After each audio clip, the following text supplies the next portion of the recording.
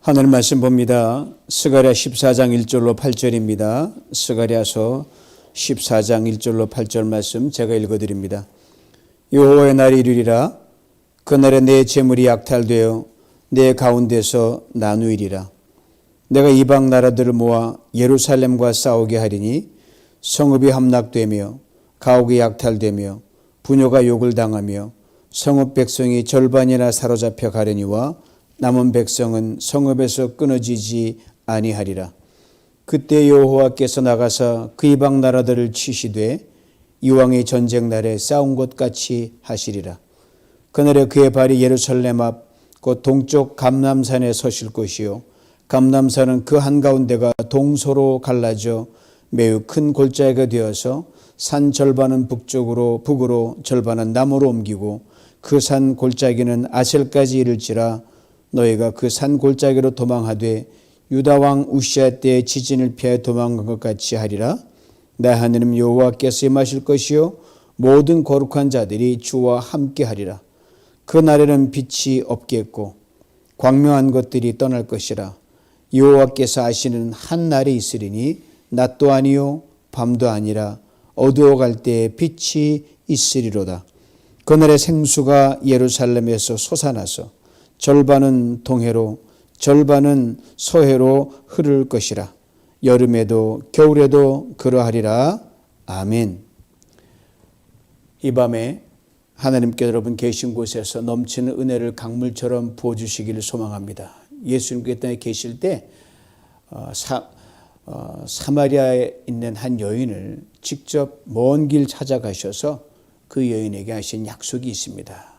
내가 주는 물을 마시는 자는 영원히 목마르지 않으니 내가 주는 물은 그 속에서 영생하도록 솟아나는 샘물이 되리라 말씀하셨습니다. 하나님 말씀을 듣고 그 말씀 품고 이 밤을 보내는 사랑하는 성도 여러분, 오늘 밤에 여러분 있는 곳에서 온 몸과 영과 그 삶에서 하나님의 은혜가 생수가 넘치는 이 밤 되고 여러분 삶 되기를 축복합니다. 그 은혜의 강이 넘친다는 그 약속이 큰 그림으로 그려져 있는 게 오늘 본문입니다. 스가랴는 총 14장으로 되어 있고 이제 마지막 장의 절반을 지금 보고 있습니다. 해석이 쉽지 않은 그러한 책입니다. 우리가 몰라서 멀리 보지 못해서 어려운 것이 하나님 우리에게 말씀하신 것은 가까이 있어 어렵지 않다고 말씀하거든요. 우리의 눈이 멀리 보지 못하고 귀가 하나님에서 못 듣기 때문에 그런 이유가 됩니다. 14장은 더더욱 그렇습니다. 먼 미래를 보고 그때 일어날 것을 오늘의 어려운 상황에서 말씀하시니까 이 감을 못 잡는 거예요. 지금은 아닌데 왜 그 말씀하실까? 지금 전혀 아닌데. 그래서 스가랴 14장에 대해서 맥기라는 학자는 이렇게 설명해 놨어요. 스가랴 14장은 구약의 모든 예언서와 문헌 중에서 종말적 이미지를 가장 풍성하고 짙게 담고 있다. 스가랴 14장에 등장하는 이름과 지명들은 당시 2000년보다 훨씬 전에 그 당시에 그대로 쓰던 지명이고 실제 인물들입니다. 그리고 그 중심축은 예루살렘입니다. 그러니까 스가랴 14장 우선은 이스라엘과 유다의 미래에 관한 내용이죠. 이런 역사적 배경에 예루살렘을 중심으로 전개될 미래의 일들을 상징적으로 설명해 놨습니다.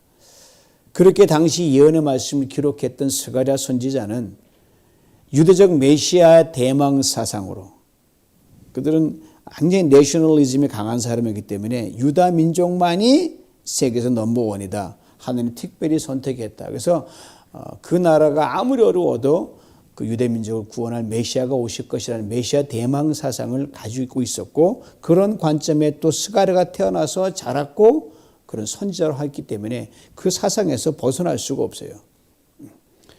거기서 그걸로 스가랴는 이해했더란 말입니다. 잃었던 다윗과 솔로몬의 영광을 다시 찾아줄 강하고 힘있는 메시아를 기다리는 유대의 소망이 그랬고 스가랴 선지자도 바로 그랬습니다. 즉 뿌리 깊이 박힌 메시아닉 익스펙테이션이에요.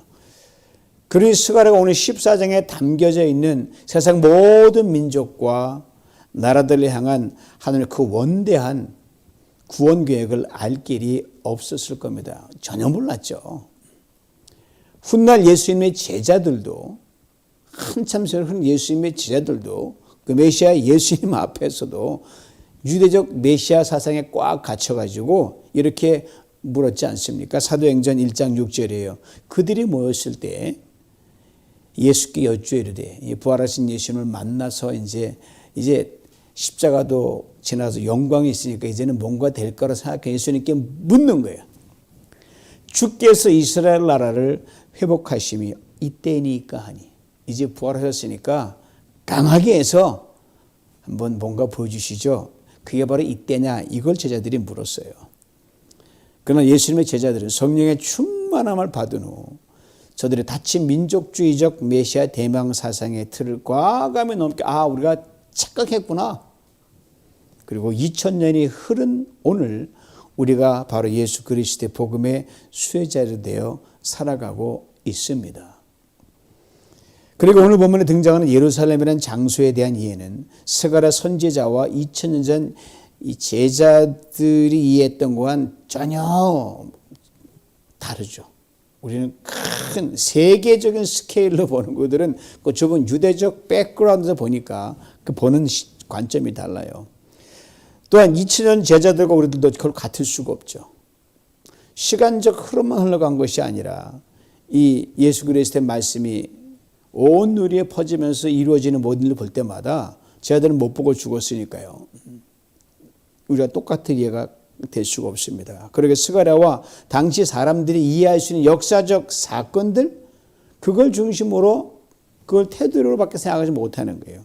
즉 우시아 왕 때 있었던 지진, 역사적으로는 기록이 없지만 이제 성경에 나와 있지만 그걸 예를 들며 설명한 걸 갖다가 훗날 다른 사람들이 지진이 또 있을 것이라고 확대는 자의적으로 해석하는 그런 부류도 있습니다. 어처구니 없죠. 또한 4절에 하나님께서 감람산에 서시는 것을 예수 그리스도의 재림과 연관짓는 경우가 있는데 14장 16절에 문맥과 잘 연결이 되지 않은 약점을 가지고 있기 때문에 그건 주관적인 자기만의 해석법입니다. 고로 스가랴 14장을 신약의 요한계시록과 상응하는 1:1 대응구조를 풀어가는 또 이상한 사람도 있어요. 그것도 그냥 좋게 얘기해서 무리가 따른 거죠. 말이 안 되지만. 구약의 예언이 훗날 성취되는 큰 틀은 변함이 없습니다. 어느 일개개인의 주관적인 그런 어떤 판단으로 하나님의 말씀이 사사로이 풀어질 게 아니거든요. 그리고 예수 그리스도가 그 성취의 종결자라는 것, 이걸 놓쳐서는 안 됩니다. 그래야 종말에 대한 세대주의적인 해석이나 시한부 종말론에 빠지지 않게 됩니다. 요즘엔 뭐 그 옛날 같지는 않지만 그래도 조금씩 국지적으로 등장해가지고 좀 요새 뭐 이 세대주의자들 뭐 내가 그리스도라는 이 사람들 보면은 좀 유체와 차원이 낮더라고요. 그런데 넘어가니까 얼마나 마귀가 우리를 미혹하는 게 심한지 모릅니다. 그러기에 그리스도는 우리는 종말의 때가 우리의 궁극적 관심이 돼서는 안 됩니다. 종말은요, 그저 한 시대의 끝이에요. 한 역사의 마침입니다. 하나님 우리를 끝장내고 그냥 아무것도 안 하시겠어요? 그런 하나님 아니에요. 한 시대 한 역사고 오고 가면서 하나님의 목적인 하나님 나라를 이 땅에 세우는 것이 우리의 가장 큰 관심사가 되어야 합니다. 바울도 갔죠. 그 다음에 그 이후로 수많은 믿음의 선인이 갔잖아요. 그들이 종말인데 그들의 종말은 어떻게 이루어지는지 전혀 모르고 있었죠. 우리가 보니까 그들의 그 종말이 닫혀있는 종말이 우리는 지금에서 눈을 뜨고 볼 수가 있죠. 그러게 이것을 주님께서 오래전 당신의 제자들에게 이렇게 분명히 기도로 가르쳐 주셨어요. 마태복음 6장 9절로 10절입니다. 하늘에 계신 우리 아버지여, 이름이 거룩히 여김을 받으시오며 나라가 임하옵시며 뜻이 하늘에서 이루어진 것 같이 땅에서도 이루어지이다. 이거예요. 그러면 오늘 본문은 우리에게 아주 중요한 한 가지를 깨닫게 해줍니다. 바로 하나님의 나라를 우리가 살고 있는 이 땅에 세우라는 것이 바로 그것입니다. 역사의 종말보다 우리 개개인의 종말이 먼저거든요. 그래서 우리가 그리고 또 우리 뒤에 나는 끝나지만 우리 후대가 자녀 이어가니까 계속 이어지는 거거든요. 오늘 본문이 보여준 두 개의 큰 그림이 바로 이것을 말해줍니다. 두 개의 상반된 큰 그림이 아주 극적인 대조를 이루고 있는데 하나는 전쟁의 모습이고요. 다른 하나는 평화의 모습입니다. 아시는 대로 인간의 역사는 전쟁과 평화가 계속해서 교차되어 왔습니다. 그리고 전쟁과 다툼의 시간이 언제나 훨씬 많았습니다. 그럼에도 불구하고 언제나 평화가 전쟁을 이겼습니다. 그리고 하나님께서 그 평화의 행진을 진두지휘하셨습니다. 그리고 각 시대를 통해서 당신이 신실한 사람들을 불러내어 그 행진을 하도록 하셨습니다. 당신은 스가랴를 통해서 그러셨고요. 2000년 전에는 주님의 제자를 통해서 그를 이루셨고 2000년 후에는 오늘 우리를 통하여 하나님이 샬롬의 행진을 이어가기를 원하십니다. 동시에 전쟁도 다툼도 있고 이게 세상이 말세 아니야 그러지만 그래도 하나님의 평화의 수레바퀴는 돌아가더라 이 말입니다. 오늘 본문 1절 2절을 보면 참으로 암담한 현실을 보여줍니다. 세 번역 성경을 읽어드리며 들어보세요. 주님의 날이 온다. 그 날이 오면 약탈자들이 너희 재산을 약탈하여다가 너희가 보는 앞에서 그것을 나누어 가질 것이다. 내가 모든 이방 나라를 모아서 예루살렘과 싸우게 하겠다. 이 도성이 함락되고 가옥이 약탈당하고 여자들이 겁탈당하고 이 도성의 주민이 절반이 다 사로잡혔거든요. 완전히 어두운 그림이죠. 그 하나님의 그 선민이라는 그 예루살렘 도성이 반이 아니 붕괴되고 폐허가 된다는 거예요. 그다음 마지막 부분이 그러나 이 도성 안에 나머지 백성은 살아남을 것이다.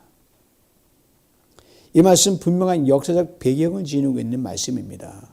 지난날 예루살렘이 강한 군대 침략을 받아 실제로 이런 일이 그대로 일어났거든요. 스가랴가 선지자 먼 후의 일이죠. 훗날 예수님 당시에도 이런 일도 있었어요. 그때마다 사람들은 세상의 종말이라고 그렇게 말해왔어요. 끝났다. 그러다 세상의 종말은 언제나 하나님의 새로운 역사의 시작을 또 열어놨습니다. 오늘 본문의 말씀 보면 이해하기 힘든 부분이 있습니다. 바로 끔찍한 일을 도모하신 분이 바로 하나님이시라는 사실이에요. 일부러 그랬겠습니까? 이 죄 많은 세상에서 하나님 이를 위해서는 뭐는 정리해야 되고 뭐는 세워야 되니까 큰 섭리에 들었나 모르지만 그 모든 후에 하나님이 거기서 주관하셨다는 거죠.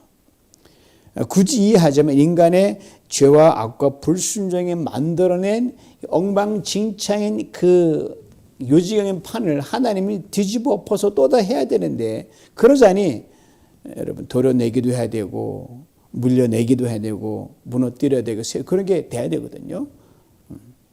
때로는 이제 전쟁이라는 것이 불가피할 때가 있죠. 100% 그래도 소가 잘 안 되지만 이런 이해 한계 속에서 다 이해할 수 없지만 모든 판단은 겸손히 하나님께 맡기고 하나님이 여전히 오늘도 하나님의 평화의 행전을 이 속에서 이루어 가신다. 이거 하나만 분명한 겁니다. 또 다른 하나를 깊이 새기는 게 바로 그거예요. 하나님과 어떤 암담한 현실을 덮고도 남을 긍휼과 은혜를 예비해 두신다는 사실입니다.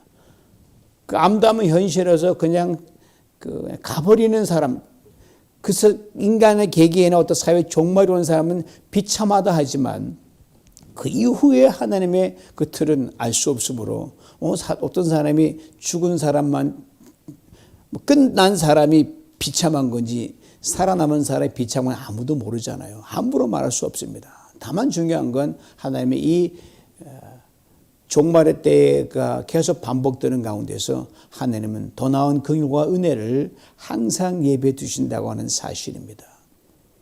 그리고 긍휼과 은혜를 어쨌든 또 남은 살아남은 자들에게서 베푸십니다.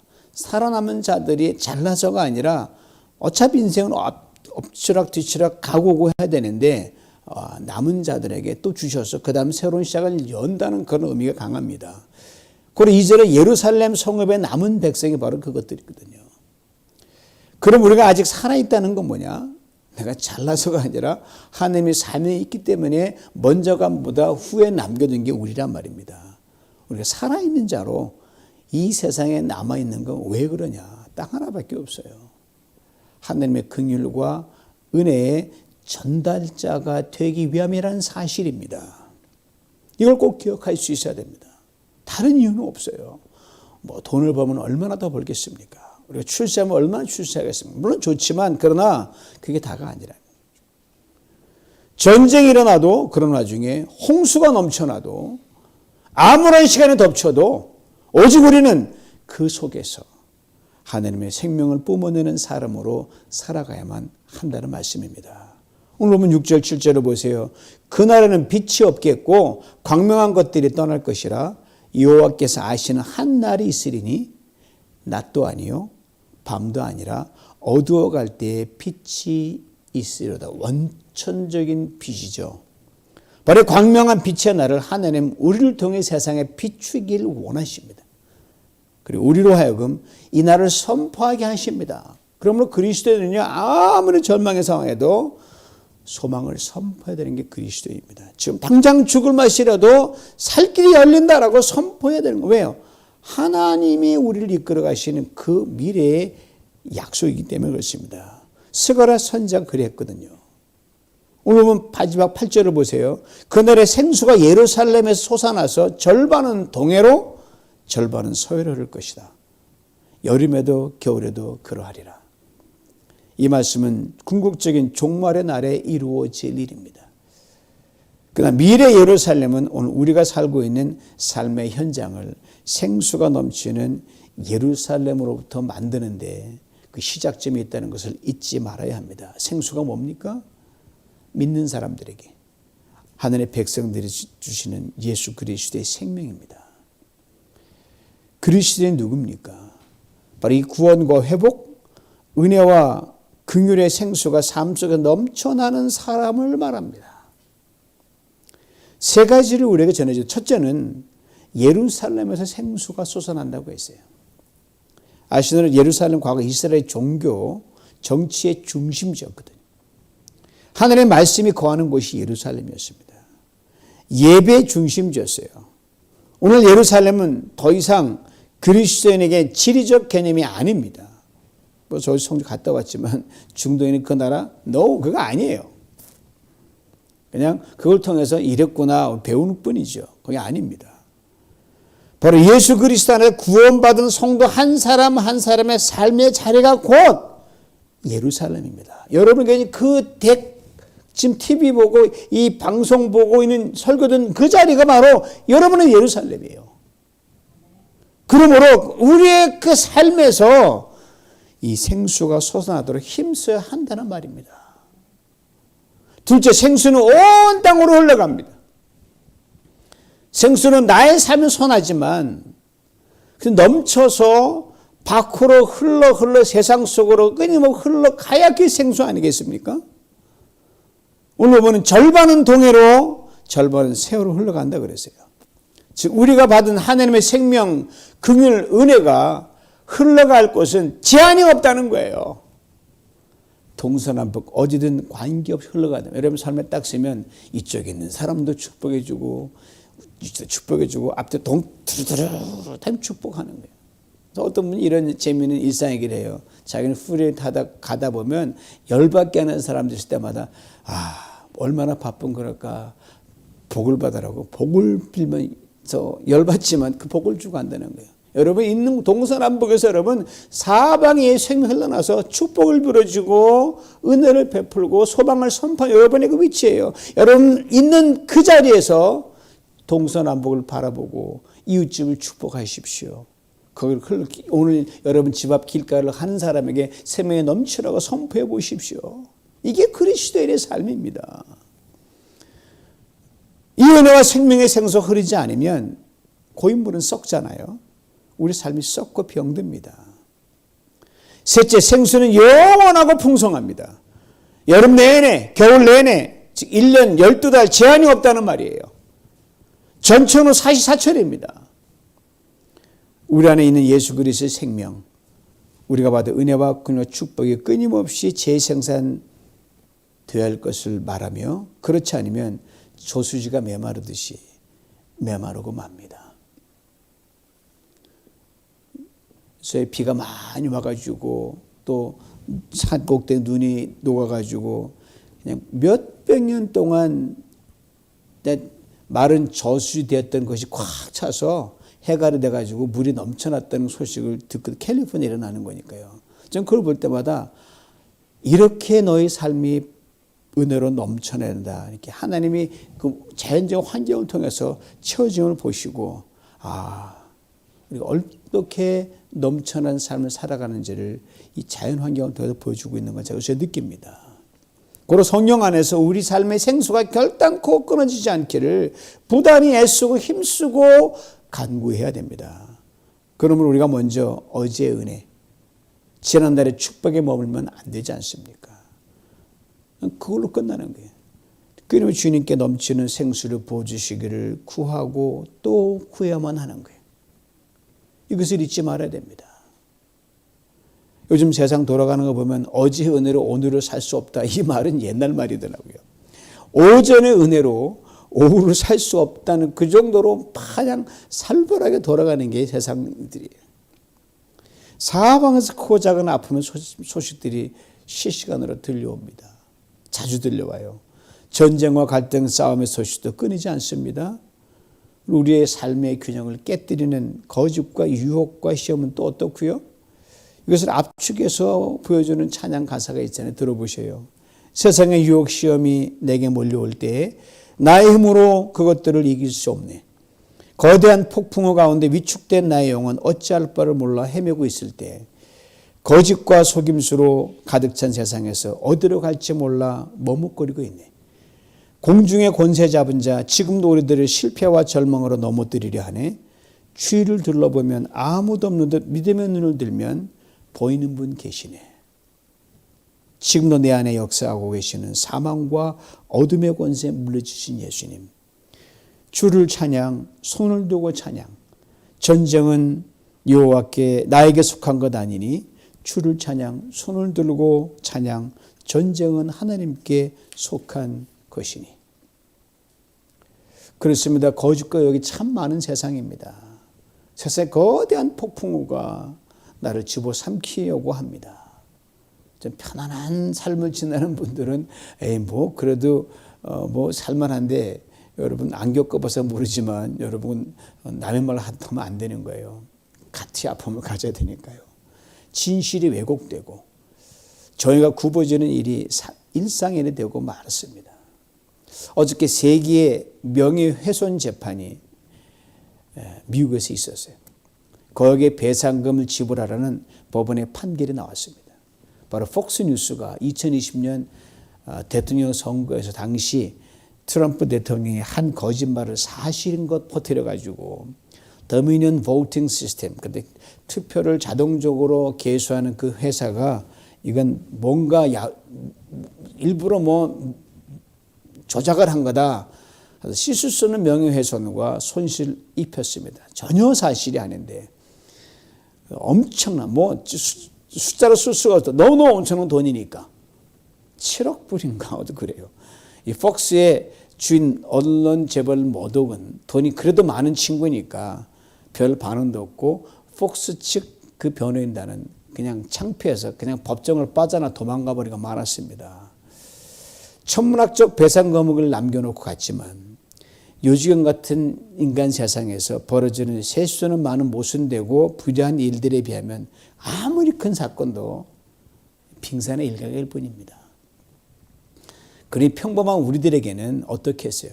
이런저런 감당을 못할 애들이 우리를 끊임없이 흔들어댑니다. 좌절케 하고 낙심케 할 때가 있어요. 때론 철저히 나 혼자만 남았나라고 그렇게 고독 속에 빠질 때가 있습니다. 그러나 여러분 바로 그 한가운데서 여러분이 계시고 예루살렘이니까 우리 주님이 감람산에 발을 딛고 서셨듯이 여러분 삶 가운데 우리 삶은 든든히 딱 두 발을 펴시고 부활한 주님이 서 계시는 겁니다. 이렇게 말씀하십니다. 들어보죠. 내가 너를 위해 싸울 것이다. 내가 너에게 이 어두운 세상에서 빛이 되게 하겠다. 이 전쟁과 다툼 가운데서 생명의 냄새를 풍기는 이 시대의 예루살렘의 생수가 되게 만들겠다. 하나님이 하시겠다면 하시는 거예요. 이것이 바로 우리로 하여금 이 시대에 하늘을 남겨두신 이유입니다. 여러분이 없는 걸 보지 마십시오. 여러분 약하면 주눅들지 마십시오. 오직 나이는 믿음으로 산다는 그 말씀을 다시 꽉 붙들 수 있기를 원합니다. 그리고 오직 생명에는 우리의 삶의 시간을, 이 시대를 고치고 회복시키시고 소망으로 넘치게 만드는 예루살렘의 생수가 내가 되어야겠다. 그렇게 결단하고 그렇게 살겠다는 주님께 간구할 때 하나님은요, 우리 그렇게 할 수 있도록 능히 도우시고 정말 여러분 있는 곳이 예루살렘 되고 생수가 넘쳐나 여러분 때문에 살만 난다는 그런 소문이 자자하게 퍼집니다. 제가 전화 신방할 때 연세 드신 우리 믿음 목장의 권사님 전화할 때는 아유 이 늙은 것이 뭐 할 수 있겠어요 라고 하면 그래요. 그래서 제가 간절히 기도죠. 전능하신 하나님, 이분이 행동 반경이 넓으면 얼마나 넘겠습니까? 나와서 아파트, 시장, 트레드밀 가고 동네 산책이는데 바로 거기가 중심이 되어서 그분이 어려워도 어떤 웃고 하나님 말씀을 가지고 또한 삶을 나눌 때 거기가 생명에 넘치는 소망의 자리가 되게 만들어 주시옵소서. 이렇게 늘 기도해드려요. 그럼 저 아멘하고 나오는 거예요. 신이 막 나는 거예요. 바로 오늘이 그 말씀이에요. 이 시간 스가랴 선지자를 통해 들려주시는 말씀, 오늘 여러분과 제가 들려주시는 말씀으로 새롭게 들을 수 있기를 간절히 원합니다. 그날의 생수가 예루살렘에 솟아나서 절반은 동해로 절반은 서해로 흐를 것이라. 여름에도 겨울에도 그러하리라. 이 말씀과 함께 우리 입술을 열어 부활의 능력으로 오늘도 우리 삶 속에 함께 하시는 주님을 이렇게 노래할 수 있게 원합니다. 나는 나 친구 되신 하나님과 푸른 초장 한없이 거니네. 손을 잡고 기쁨을 나누며 단둘이서 한없이 거니네. 지나간 날들 내게 말씀하며 앞나라들을 내가 들을 때 믿을 수 없는 꿈만 같은 사실 내가 믿으니 지금 있는 곳이 천국 같아. 얼마나 멋진 심플하고도 깊은 의미가 있는 고백입니까? 바로 이 하나님의 은혜가 여러분이 짓는 예루살렘 그 삶의 공간 속에서 이 저녁에, 아니 내일도 모레도 우리의 삶 속에서 우리의 발권한 동서남북 사방에서 예수님 은혜의 생수가 번물처럼 솟아나는 복을 풍성히 받아 누리시길 주님의 이름으로 축원합니다. 하나님 아버지 감사합니다. 오늘 세상은 나를 해주지 않아도 부활하신 예수가 내 안에 있습니다. 내가 답답한 방안 가운데 있어도 하나님 거기 예루살렘이요 단이 나를 내 고백을 막지 못하고 세상의 모든 사건에 내 아버지 선포를 막지 못할 줄 믿사오니 주님 나 우리 있는 것 동서남북 이 주님의 모든 생명을 입으로 뿜어내고 선포합니다. 주여 오셔서 우리가 갖고 있는 이 예루살렘 공간이 생수가 넘치게 하시고 우리 선포를 따라 우리 가정 주변에서 교회 주변에서 하늘 생명에 넘쳐나는 기적을 베풀어 주시고 보게 하여 주시옵소서. 예수님의 이름으로 기도하옵나이다. 아멘.